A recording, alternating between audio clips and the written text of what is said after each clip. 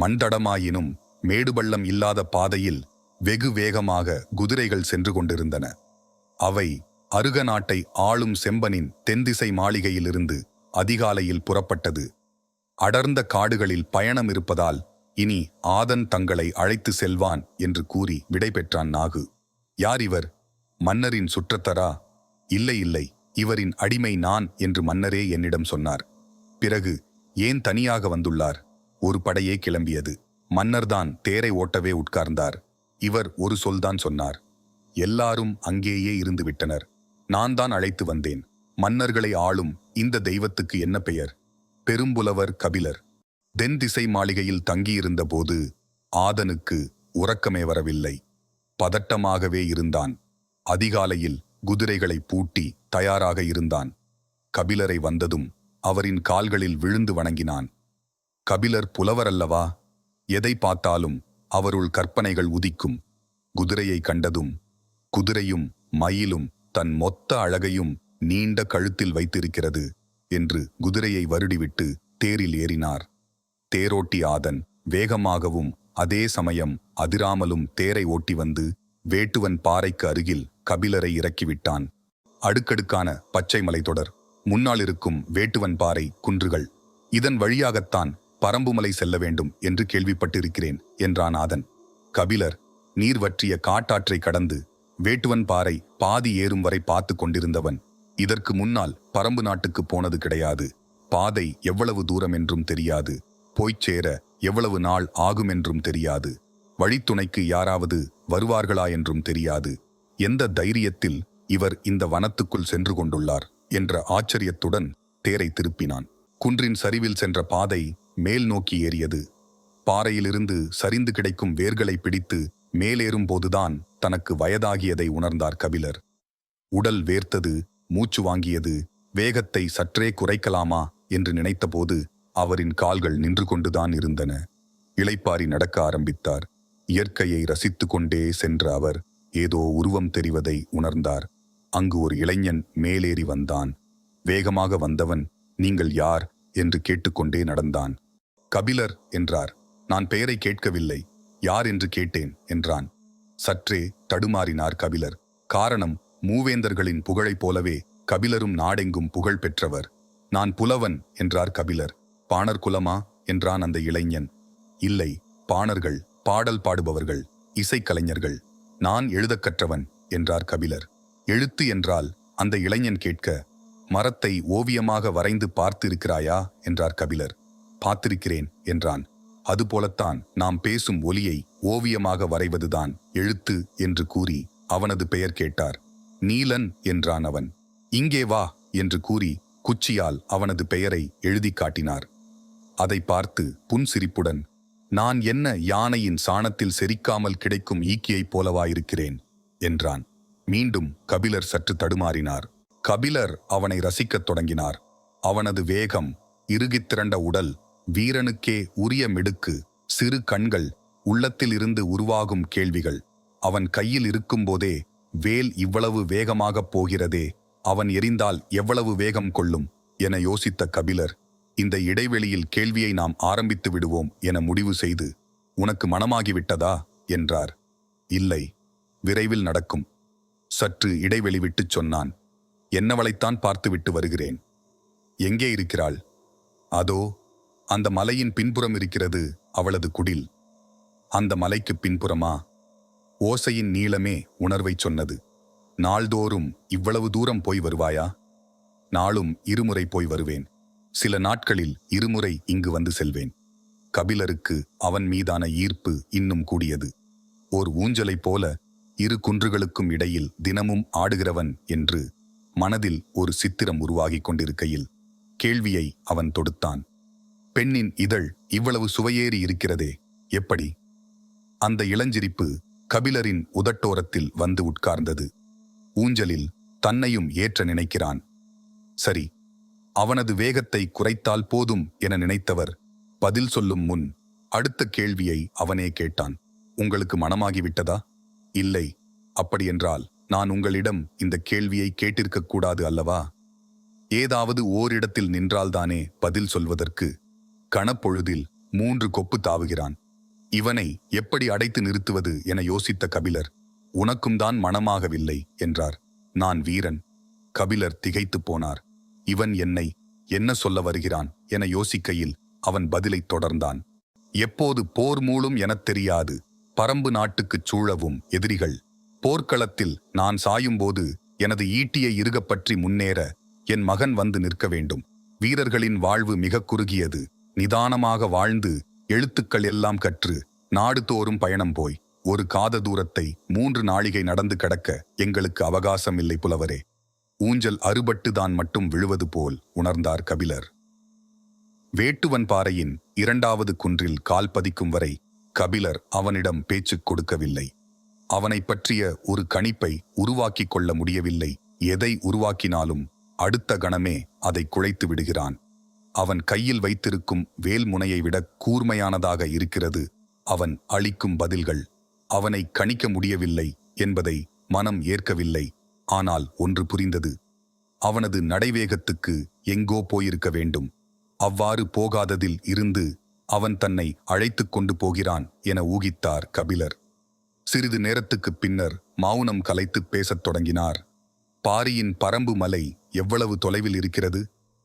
இந்த நாட்டின் பெயர்தான் பரம்பு நாடு. பாரி இருக்கும் மலையின் பெயர் ஆதிமலை. அந்த மலையில்தான் வேளிர் குலத்தை தோற்றுவித்த மாவீரன் எவ்வி தலைநகரை உருவாக்கினான். நிலப்பகுதிக்கு வந்து பாணர்கள் பாடிய பாடல்களில் இருந்தே பலவற்றை நாம் ஊகித்துக் கொள்கிறோம்.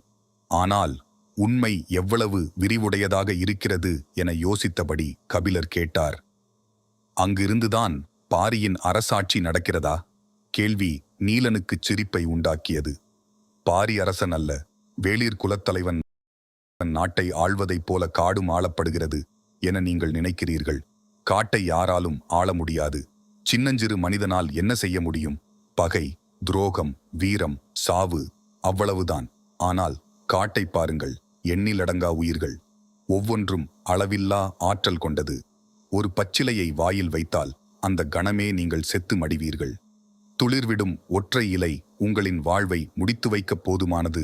உங்களால் முடிவு செய்ய முடியுமா? காடு இலைகளால் ஆனதா, மரங்களால் ஆனதா, மிருகங்களால் ஆனதா, பாறைகளால் ஆனதா, பறவைகளால் ஆனதா, கொம்புகளால் ஆனதா? அவன் பேசிக்கொண்டே போனான்.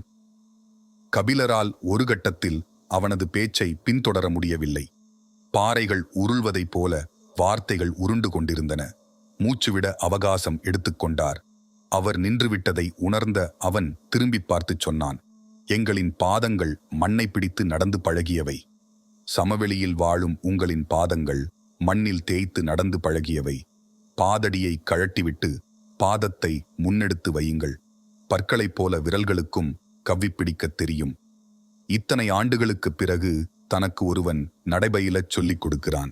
இளம்பருவத்தில் இப்படித்தான் ஏமாற்றி நடைபழக்கினார்களா?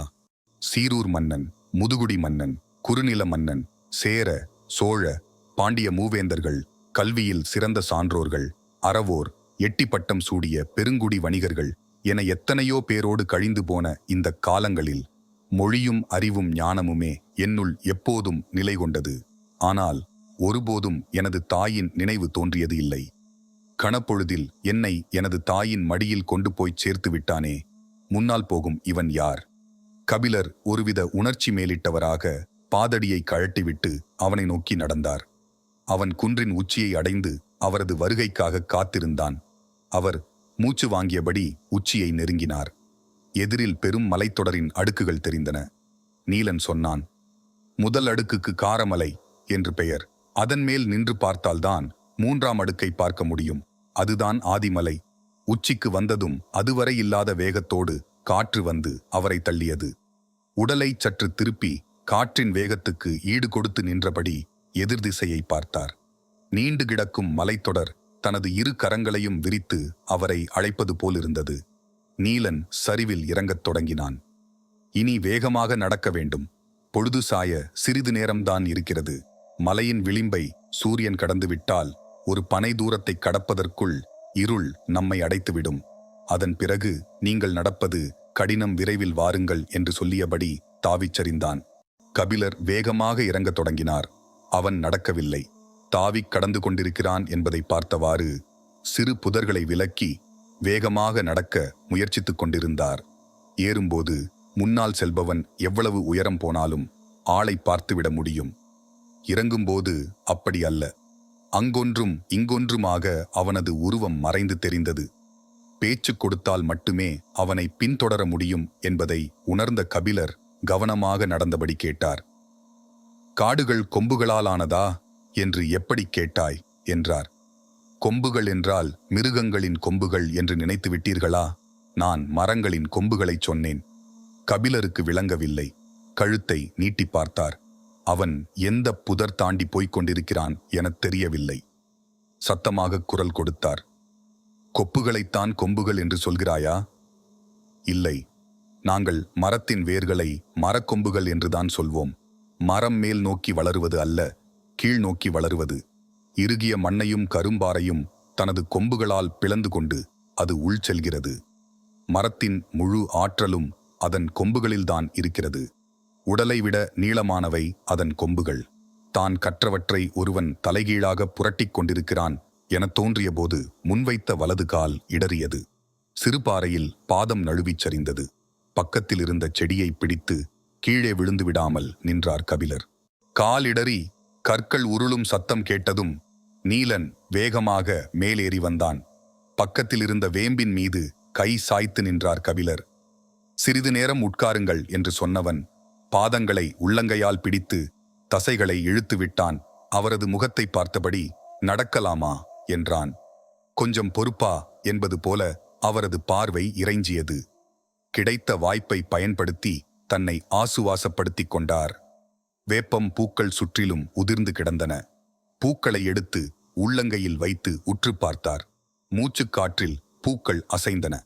பேச்சு கொடுத்தால் உட்கார்ந்திருக்கும் நேரத்தை சிறிது நீட்டிக்கலாம் என யோசித்த கபிலர், வேப்பம் பூ யாருக்கு உரியது தெரியுமா என்றார். சிற்றெரும்புக்கு உரியது. கபிலர் பதற்றமடைந்தார். நான் அதை கேட்கவில்லை.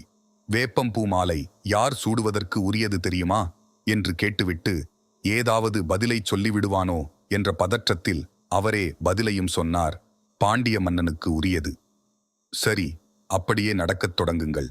நான் அருகிருந்து அழைத்துச் செல்கிறேன் என்றான். கபிலர் நடக்கத் தொடங்கினார். எட்டு வைக்கும்போது கால் நரம்பு சுண்டுவது போல் இருந்தது. சூரியனின் அடிவிளிம்பு காரமலையின் தலையை தொட்டது. முன்னால் நடந்தபடியே கேட்டான். வயல் நண்டை பார்த்திருக்கிறீர்களா? சம்பந்தமில்லாமல் கேட்கிறானே என எண்ணியபடி பார்த்திருக்கிறேன் என்றார். வயல் நண்டின் கண்கள் வேப்பம்பூவைப் போலத்தான் இருக்கும். உங்கள் பாண்டியன் வயல் நண்டை மாலையாக அணிந்து கொள்வானா? கேட்டபடி நமட்டுச் சிரிப்போடு 4-8 முன் தாவிச் சென்றான். கபிலர் நிலைகுலைந்து போனார். பெரும் வேந்தனை, சாதாரண வீரன் ஒருவன் இவ்வளவு தாழ்த்தி தன்னிடம் பேசுகிறானே, இதை கேட்டுக்கொண்டிருப்பது அறமல்ல என்று தோன்றியது. இந்த எண்ணம் முழுமையடையும் முன்னர் அவருக்குள் இருந்த கவிஞன் விழித்துக்கொண்டு வெளியில் வந்தான். என்ன அழகான ஓர் உவமை! கணநேரத்தில் எப்படி இவ்வளவு பொருத்தமான ஓர் ஒப்பீட்டைச் செய்தான்! காதலுக்குள் சூழ்கொண்டு கிடக்கிற ஒருவனுக்கு உவமைகள் வராதா என்ன? மனதில் எண்ணங்கள் ஓடிக்கொண்டிருக்க கபிலர் கேட்டார். வயல் நண்டின் கண்கள்தான் அப்படி இருக்கும். கடல் நண்டின் கண்கள் அப்படி இருக்காதா? எனக்கு தெரியாது. நான் கடல் பார்த்தது இல்லை.